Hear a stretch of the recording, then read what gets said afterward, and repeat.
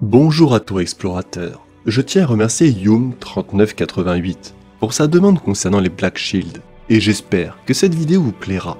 Si d'autres vidéos de ce type vous intéressent, n'hésitez pas à me le dire dans les commentaires. Bon visionnage à vous.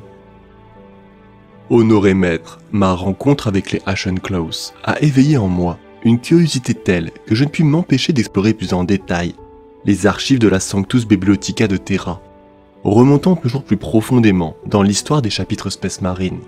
Je finis par me retrouver à explorer les archives scellées de l'hérésie d'Horus elle-même. Et ce fut la découverte d'un proverbe qui me fit plonger dans les méandres d'un mythe que je pensais naïvement être manichéen. Cet ancien proverbe dit que la vérité est la première victime de la guerre, et si tel est le cas, la rumeur en est le premier enfant.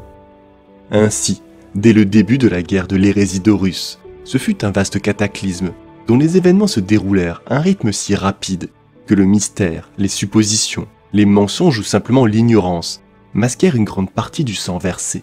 Bien que les légions de Space Marine qui se rangèrent du côté de l'architraître et celles qui demeurèrent fidèles soient largement connues et acceptées, la pleine vérité est bien plus complexe et bien plus mystérieuse que l'on le croit généralement. Parmi ceux qui tombèrent sur Isvan, il y avait des survivants, des restes et des fragments en fuite, privés de commandement et rendus à moitié fous par cette trahison. Ceux-ci choisirent de mener leur propre combat. S'agissait là alors de légions brisées, et même si certains revinrent rapidement dans le giron impérial, d'autres ne le firent pas ou ne le voulurent pas. Certains continuèrent seuls à mener une guerre de vengeance acharnée, et d'autres disparurent tout simplement, leur destin demeurant inconnu. Même si certaines légions restèrent fidèles, il y avait des éléments, parfois des compagnies et des commandements entiers qui ne l'étaient pas. Dans certains cas, cette défection était le produit des actions du maître de guerre, tandis que dans d'autres, des griefs qui couvaient depuis longtemps en étaient peut-être la cause. Tout comme l'infiltration par les forces extérieures, ou simplement une vérité plus sombre, certains légions Astartes croyaient en Horus et en sa cause, et non en l'empereur, tandis que d'autres conservaient une loyauté envers l'empereur et sa grande croisade, plutôt qu'en celle de leur propre primarque. Il est vrai que particulièrement dans les premières années de la guerre, des détachements de légionnaires Astartes, et parfois des escadrons entiers de vaisseaux de guerre, ont tout simplement disparu sans laisser de traces. Et même si nombreux d'entre eux ont pu être victimes de tempêtes warp et de combats, il est tout aussi vrai que certains jetèrent tranquillement l'ancre ailleurs et jurèrent de servir d'autres maîtres. Cela peut expliquer au moins en partie les histoires persistantes et les preuves supprimées depuis longtemps de guerriers vêtus de noir, dont on pouvait voir l'héraldique dégradée des Night Lords attaquer sauvagement les forces des traîtres lors de la libération d'Esteban III, ou des rapports récurrents de plusieurs forces de frappe Space Marine portant les couleurs des Death Riders et non de la Death Guards, contrecarrant les Iron Warriors à Quiberon et à Managefall. De même, il convient également de considérer la preuve longtemps niée d'une grande compagnie de la Légion des Space Wolves, portant le symbole de l'œil du serpent, massacrant des millions de personnes à Néo-Cadiz en 8M31, ou d'une compagnie de légionnaires Astartes présents au siège de Mesoa, portant un équipement hybride provenant des légions de Iron Hunts et des Sons of Horus. Mais heureusement, il ne s'agit là que d'une poignée de cas connus. Mais il en existe bien d'autres, sans fondement ou simplement oubliés, qui dressèrent un tableau plus complexe et incertain de cette grande guerre civile que l'on ne le présente habituellement.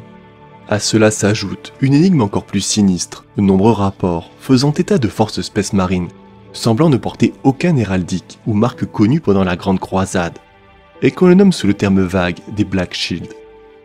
La majorité des Black Shield semble avoir fait partie des légionnaires Astartes, bien que certains aient pu appartenir à d'autres factions.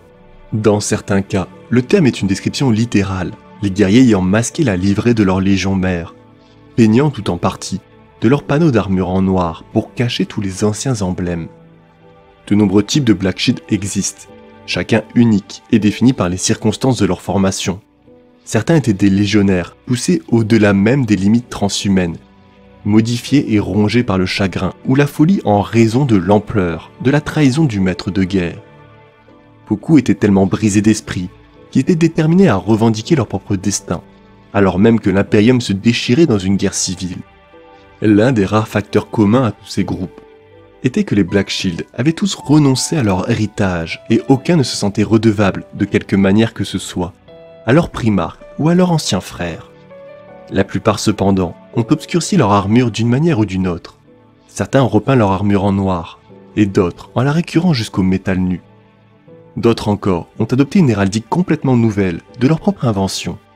Ainsi, durant l'hérésie d'Horus, des forces de Légionesse Astartes, portant des couleurs inconnues, furent observées en train de se battre à travers toute la galaxie.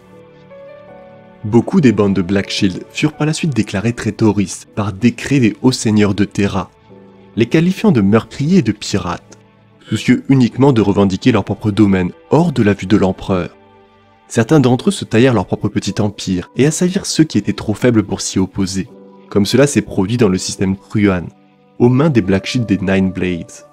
Quel que soit leur accomplissement, les Black Shield étaient invariablement dirigés par des individus, possédant une volonté de faire et une vision, afin de forger leur propre destin et entraîner les autres avec eux dans leur quête. Certains, comme Numarak, le soi-disant roi infirme du vide, étaient des seigneurs guerriers sombres, profondément irrités par le sort de la galaxie, alors que d'autres ont accueilli avec enthousiasme leur nouvelle existence et ont savouré l'occasion de s'attaquer à ceux qui étaient plus faibles qu'eux et de prendre par la force ce qu'ils considéraient être leur dû. Comme ce fut le cas pour les Umbrella Hundred, qui ravagèrent 12 systèmes entiers dans les marches sud du secteur Coma tout au long du 31e millénaire. Et il est terrifiant de se dire que ces bandes contenant parfois plusieurs milliers de Space Marines continuent encore aujourd'hui de se cacher en marge de notre impérium bien-aimé, se forgeant des empires millénaires à nos frontières.